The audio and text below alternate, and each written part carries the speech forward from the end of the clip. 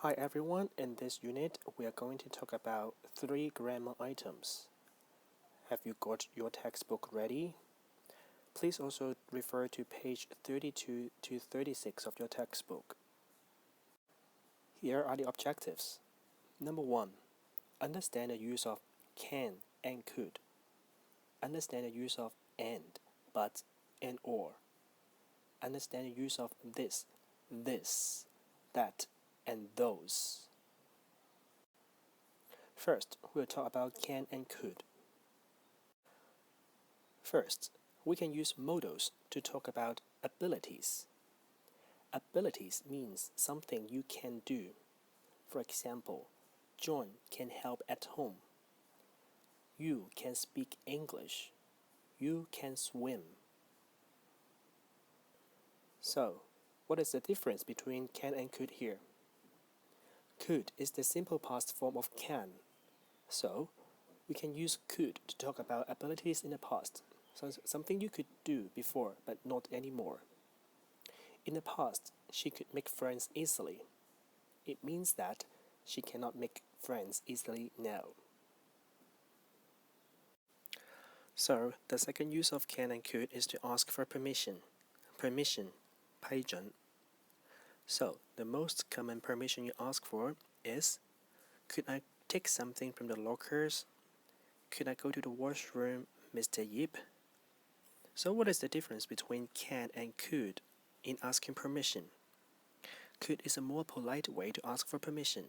So if you ask for permission from teacher or boss, which one do we use?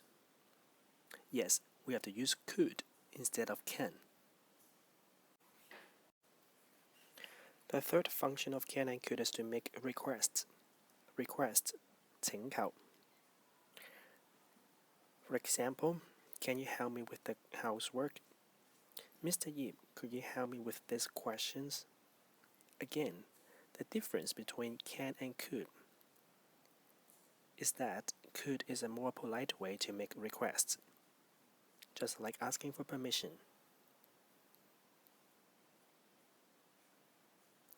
For positive and negative statements, we use can and could like this. I can make friends easily. I cannot make friends easily. I could make friends easily. I could not make friends easily. Remember, pay attention to cannot. It is one word. Again, it is more formal and polite to use could to ask for permission or make requests. We often use it when we are talking to strangers, older people, or teachers. On the other hand, we use can in a more casual way, like talking to friends. So, we have talked about 3 functions of using can and could. First, to talk about abilities. Second, to ask for permission. Third, to make requests. Here are some other points about can and could. First, we can use the modal may to ask for permission as well. For example, could I take a short break? You can use may. May I ask you a few questions? Next, remember that we use a bare infinitive, means a verb with no change after a modal can and could. For example, May can play, no change, the violin. Could you tell me where the library is? Also in a question, we use bare infinitive. May I switch on the fan? Bare infinitive. Earlier we said that we can use can and may to asking for, giving, or refusing permission. Then what is the difference? May and may not are a more polite and formal way to ask or give permission. Look at the examples here.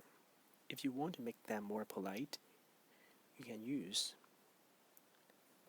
may I use this shampoo please? You may use it. You may not use it. Also, we often use may in official signs and rules. For example, You may ride a bicycle here. You may not pick the flowers. You may join 2 school clubs. Also, we can use be able to replace can or could when talking about abilities, but we do not use can or could with be able to at the same time. For example, Michael has the ability to write a script. So you can say, Michael can write a script, or Michael is able to write a script. Now, we'll talk about and, but, and or. We use and, but, and or these connectives to join ideas in a sentence. And is for similar ideas, or is to give additional information. For example, I'm confused and worried about the changes I'm going through. Confused and worried are both negative feelings. I cannot keep my weight down and my hips keeps getting bigger. Both this part and these parts are talking about your body, so they are similar ideas. When we give examples, we use and between the last 2 things. For example here, food such as chicken, fish, eggs, and cheese can help our body grow. For but, we join ideas that are different. I bath regularly. This is a positive idea. That does not seem to help. This is a negative sentence, so we use but to join them together. In the past, I could make friends easily, but now I spend most of my time alone. So it talks about positive idea, and here negative idea. So we use a but to connect them. When the 2 subjects are the same, we do not repeat them after the connectives. For examples, I'm feeling very unhappy. I have no one else to turn to. The subject is I.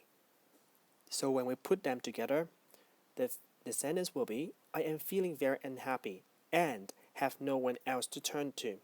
You don't have to repeat the subject again. When the 2 subjects and verbs are the same, we do not need to repeat them after the connectives. Lily wants to get taller. Lily wants to get slimmer. Lily wants. Lily wants. So, when we put them together, Lily wants to get taller and slimmer. We don't have to repeat this part. We use or to talk about choices. We also use or to connect similar ideas in a negative sentence. Remember about choices and similar idea in a negative sentence. Should I start shaving now or should I wait? Start doing something and wait. They are choices. My mom tells me not to eat chocolate or crisps. This is a negative idea. Next, we talk about demonstrative pronouns. This, that, this, and those are called demonstrative pronouns. We use them to refer to things or people. This is a short vowel. This is a long vowel. We use this, singular, means only one, and this, plural, more than one, when we point to people and things that are close to us. Whereas that, for one, those, more than one, when we point to people and things that are further away from us. Look at the example here. This is a lipstick. Those are skincare products. Lipstick, one. She's holding it close to her, so we use this. Skincare products, more than one. Far from her, so we use those. Shampoos, close to him, he's pointing at them, so more than one. This. Shaver, far away from him. Only one, that. So, how do we ask and answer questions using demonstrative pronouns? Is this a shaver? Is that a shaver? Only one, so we use is, this, or that. More than one, shavers. Are these shavers? Are those shavers? CD album. Only one, so we use that. Skincare products for oily skin. Products, more than one, so we use this. Note that we can use this and that to refer to people as well. Remember that we cannot use those with a noun when we are referring to a group which we have not identified yet. It means you don't know them. You don't know which group we are talking about. Those always identifies only a group which is already known or can be pointed to. It means everyone knows who are they, so we can use those. For example, we can visit interesting museums. We cannot say we can visit those interesting museums because we don't know which museums we are talking about. We should eat those vegetables to maintain good health. Do you know which vegetables? No, so we can use those. We can use this, those, are, at some. Those are some posters of the pop star.